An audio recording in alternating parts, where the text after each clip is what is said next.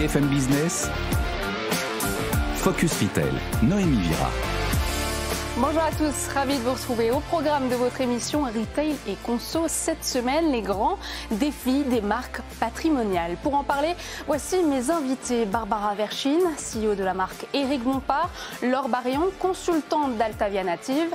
Pour la start-up, on recevra Didier Matalia, cofondateur de Trustplace. Et bien sûr, comme chaque semaine, on recevra également Eva Jaco, journaliste pour l'actualité retail. Voici pour le programme. On accueille tout de suite notre première invitée et notre experte. Vous êtes sur BFM Business. Focus Retail, l'interview.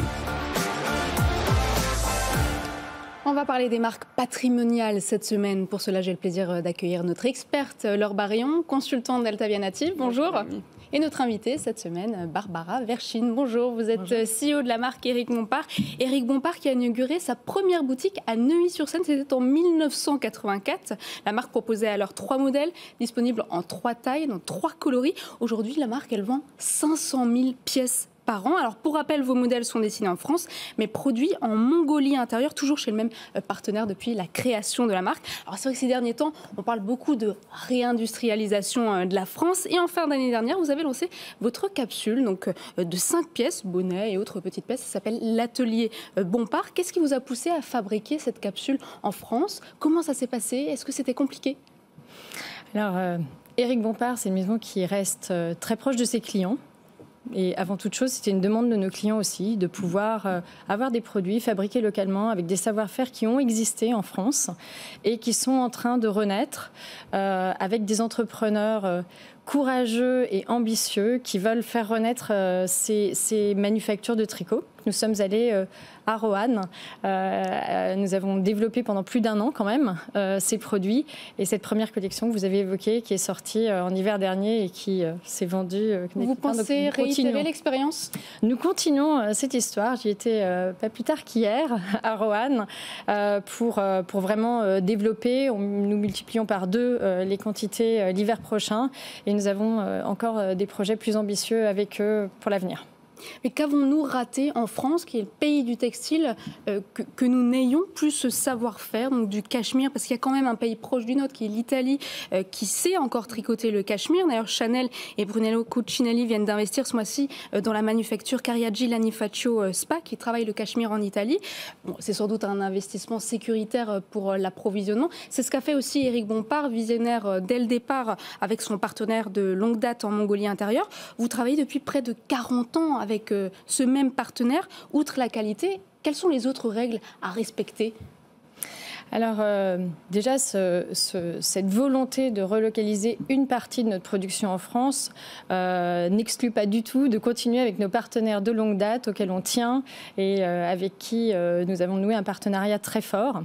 Le cachemire est originaire de Mongolie intérieure. Les élevages de chèvres qui produisent cette fibre incroyable sont vraiment locaux. Donc nous avons une production au plus proche finalement de ces éleveurs.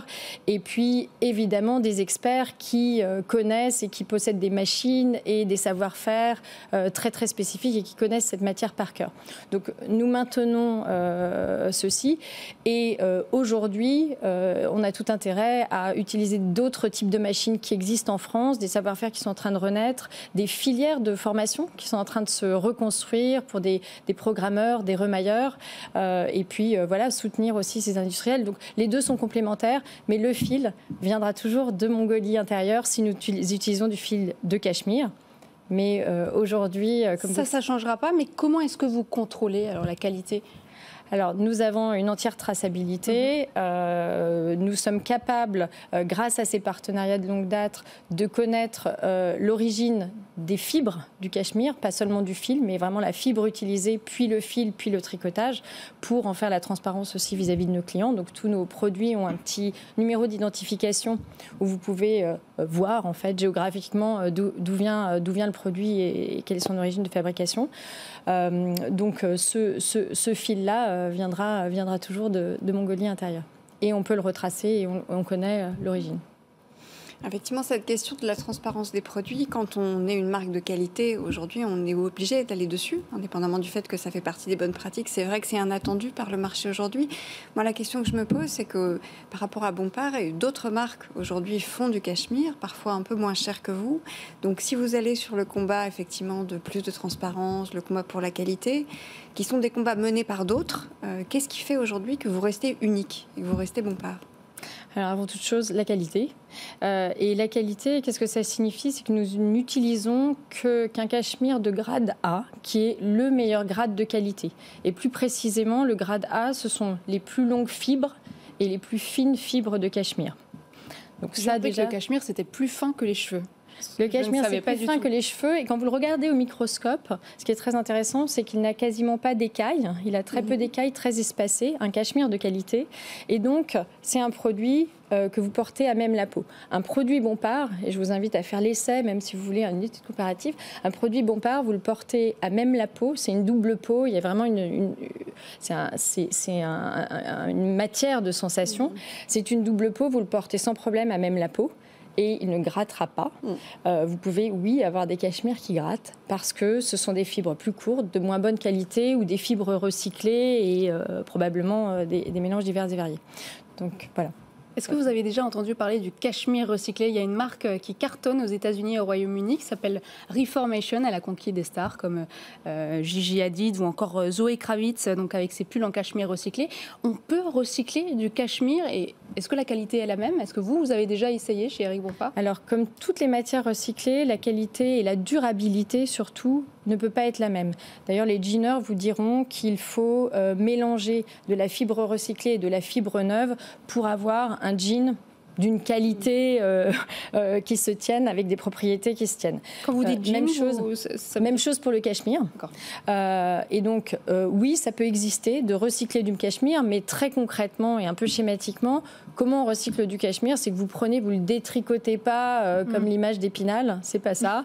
Vous faites un genre de bouillie de matière, et donc inévitablement, vous cassez les fibres, vous les raccourcissez, et donc vous ne pouvez pas avoir la durabilité que nous avons de nos produits qui se transmettent, comme vous le savez, de génération en génération, que l'on peut en plus réparer, puisqu'on a un service de réparation. Donc, quand vous avez un petit accroc, un trou de mique qui vous empêche de le reporter, nous, on vous permet de lui redonner un tour de vie. Ça, vous avez une stratégie de longue vie, hein, cachemire, donc la retouche, hein, vous venez d'en parler, le remaillage pour prolonger la vie des pulls en cachemire. Alors, j'avoue que j'ai plusieurs pulls cachemire Éric Bompard et ils boulochent. Alors, bon, vous allez peut-être dire que je les ai maltraités, mais est-ce que... enfin, c'est des endroits de frottement. Est-ce que ça peut être réparable aussi? Est-ce que c'est gratuit? Pourquoi vous ne prenez pas en charge une réparation gratuite? Alors, la bouloche, déjà, pour vous expliquer, il y a 3 types de bouloches. Il y a la bouloche tout à fait normale, la bouloche bonne, et la bouloche moins bonne. Chez Éric Bompard, vous trouverez nos produits neufs peuvent boulocher, en effet, et boulocheront parce que nous utilisons des fils cardés qui dégagent, pour les premières utilisations, un excédent de matière très volatile, c'est ce qui donne aussi le gonflant de nos pulls Bompard. Et donc, pour ça, vous les utilisez et au bout de 2-3 lavages, si vous les avez bien peignés et effectué un lavage doux, le pull se stabilise et il dure toute la vie. Le deuxième type de bouloche qui est normal, donc ça, ce sont les bouloches, je dirais les bonnes bouloches d'un produit de qualité malgré tout qui doit dégager de la fibre. Les deuxièmes types de bouloches qui sont normales, mais qui peuvent arriver, ce sont les bouloches, vous l'avez évoqué, liées au frottement. Le frottement d'une bandoulière de sac à main, le frottement d'une barbe dure d'un homme, etc. Et donc ces bouloches-là, de la même manière, vous les éliminez avec un peigne doux. On en fournit. Vous faites un lavage doux, voilà, et vous les éliminez. Celle-ci, c'est pas grave. Et puis il y a le 3e type de bouloche, et c'est pour ça qu'il ne faut pas confondre et amalgamer, malheureusement. C'est effectivement, et ce n'est pas le cas chez Éric Bompard, puisque comme je vous disais, on n'utilise que des fibres longues et fines. Les produits, les marques qui utilisent des fibres courtes et donc qui ne sont pas d'un grade A et de moins bonne qualité, boulochent. Et là, on ne peut rien y faire. Et votre pull boulochera tout le temps parce que les fibres se désolidarisent au fur et à mesure. Mais ça, c'est pris en charge par le service de réparation? Alors, nous, les bouloches, déjà nous conseillons à nos clients d'entretenir régulièrement leurs produits. Et quand vous le peignez et lavez régulièrement, vous pouvez prolonger 4 fois la vie du produit quand même. C'est pas négligeable d'entretenir. C'est comme des bonnes chaussures. Vous les tirez régulièrement, et bien elles durent plus longtemps. Donc ça, c'est une première chose. Et dans notre service, effectivement, Longue Vie New Cachemire, nous proposons un service de nettoyage et de déboulochage pour remettre, si vous voulez, à la fin de la saison d'hiver, reprendre toute votre garde-robe. On peut l'entretenir, la nettoyer, on vous la rend. Nous voilà pro du déboulochage. Merci beaucoup, Barbara Verschin. Je rappelle que vous êtes CEO d'Eric Bompard. On passe tout de suite au journal du retail avec Eva Jaco. Focus Retail, le journal du retail. Et on